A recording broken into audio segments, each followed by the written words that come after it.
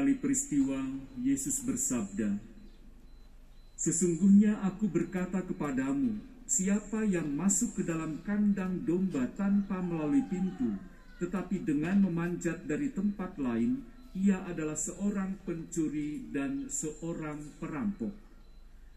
Tetapi siapa yang masuk melalui pintu, ia adalah gembala domba. Untuk dia penjaga membuka pintu dan domba-domba mendengarkan suaranya. Ia memanggil dombanya masing-masing menurut namanya dan menuntunnya keluar. Jika semua domba telah dibawanya keluar, ia berjalan di depan mereka dan domba-domba itu mengikuti dia karena mereka mengenal suaranya. Tetapi seorang asing pasti tidak mengikuti mereka ikuti. Malah mereka akan lari dari orang itu, karena suara orang-orang asing tidak mereka kenal."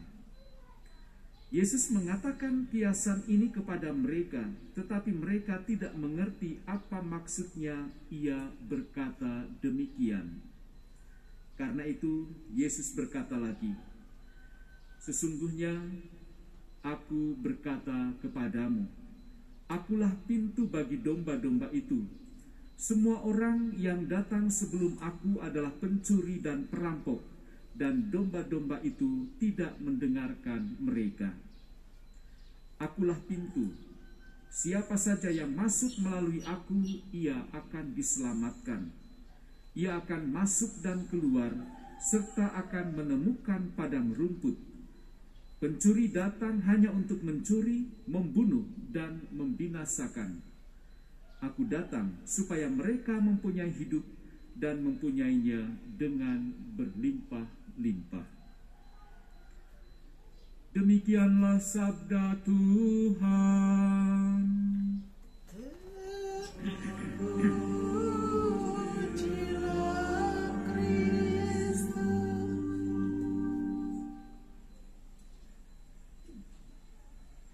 Saudari-saudaraku yang terkasih, selamat pagi semuanya.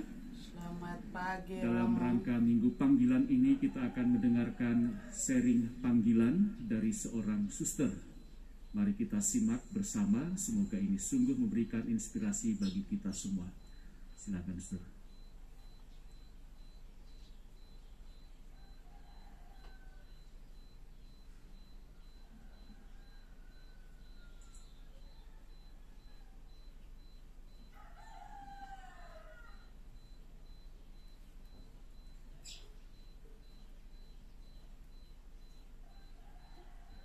Terima kasih Romo untuk waktunya.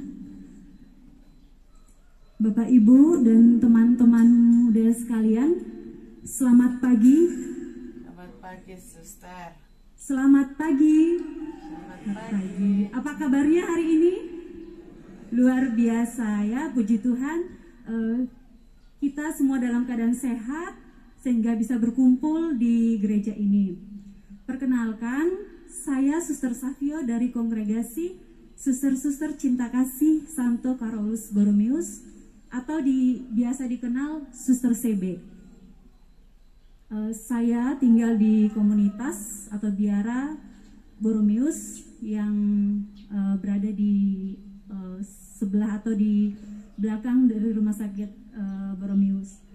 Ya, pada hari ini kita merayakan hari Minggu panggilan yang ditetapkan oleh gereja pada minggu ini, mengingatkan kita semua akan panggilan kita untuk mau mengikuti Tuhan lewat panggilan kita masing-masing. Dalam kesempatan ini, perkenankan saya untuk sharing sedikit mengenai panggilan saya dengan cara hidup membiara. Jadi kalau ditanya, kenapa sih kok mau jadi suster? Sebenarnya kalau boleh jujur, saya tidak mau. Terus kenapa? Kenapa jadi suster? Ya, pertanyaannya begitu ya. Nah, jadi kalau melihat pengalaman sejarah panggilan saya melihat dalam menanggapi panggilan Tuhan, saya mengalami 3 fase. Yang pertama yaitu penolakan, yang kedua saya menyangkal, dan yang ketiga akhirnya saya menerima dan berani menjawab ya pada Tuhan. Jadi bermula dari ketika saya berusia SD, saya terbiasa bertemu dengan suster yang datang berkunjung di stasi saya. Saya tinggal di stasi di daerah Riau. Saya sudah terbiasa, namun ketika bertemu saya hanya melihat suster tersebut dari kepala sampai ujung kaki. Lalu saya melihat, oh ini yang namanya suster. Lalu sudah biasa saja gitu. Tidak ada tertarik, tidak ada keinginan jadi suster gitu. Lalu ada suatu kisah pada saat itu saya masih usia SD. Ibu saya itu biasanya dan selalu menyuruh saya kalau ada kunjungan suster itu menyuruh saya untuk duduk dekat dengan suster. Jadi dengan bahasanya, saya orang Batak ya, ibu saya mengatakan seperti ini, ayo duduk tuh dekat suster, biar kau jadi suster. Lalu saya hanya dalam hati, oh iya gitu. Tapi biasa saya menolak sih. Namun ya terkadang saya mengikuti kemauan orang tua saya, kemauan ibu saya. Meskipun dengan wajah terpaksa saya duduk dekat suster tersebut. Dan begitulah seterusnya ketika ada kunjungan suster terjadi peristiwa pemaksaan terhadap saya. Ya, tapi saya tetap tidak mau. Hingga akhirnya orang tua saya juga menyerah dan tidak mau memaksa saya lagi. Lalu seiring berjalannya waktu, pada fase kedua ini, di saat saya duduk di kelas 3 SMA, saat itu untuk pertama kalinya saya merasa tersentuh melihat pastor dan suster yang berkunjung ke umat-umat di stasi saya. Ini untuk pertama kalinya juga saya di dalam hati muncul keinginan, saya kok ingin jadi suster ya gitu. Tetapi saya merasa aneh, ada sesuatu yang aneh dalam diri saya. Saya mulai gelisah karena tentu ada pergulatan. Ini panggilan yang aneh bagi saya.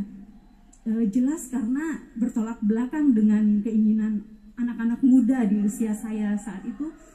Kemudian saya berusaha untuk tidak Tuhan, tidak, saya tidak mau gitu. Saya mau kuliah saja, saya mau melanjutkan cita-cita saya. Lalu akhirnya saya pun seperti teman-teman saya melanjutkan kuliah saya, dan saya merasa hidup saya ya berjalan dengan normal. Saya katakan saya sudah mulai melupakan keinginan-keinginan itu karena saya menguburkan dalam-dalam saya tidak ingin jadi suster, tidak, saya mau kuliah, saya mau ya mencapai cita-cita saya seperti itu. Lalu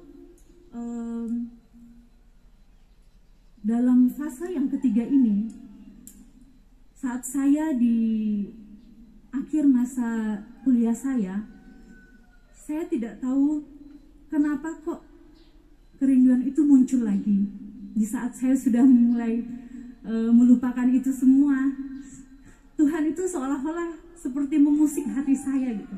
Jadi saya mulai digelisahkan oleh keinginan itu, hingga akhirnya dalam proses yang pergulatan yang cukup panjang juga bagi saya terus-menerus untuk mencari tahu apa itu panggilan. Secara khusus panggilan khusus ini ya, karena bagi saya ya saya juga bisa menjadi awam seperti itu. Ya memang saya bisa melayani Tuhan gitu. Tetapi Tuhan seperti mengajak saya untuk ini loh panggilan khusus yang saya tawarkan seperti itu. Lalu saya mencoba untuk mencari tahu.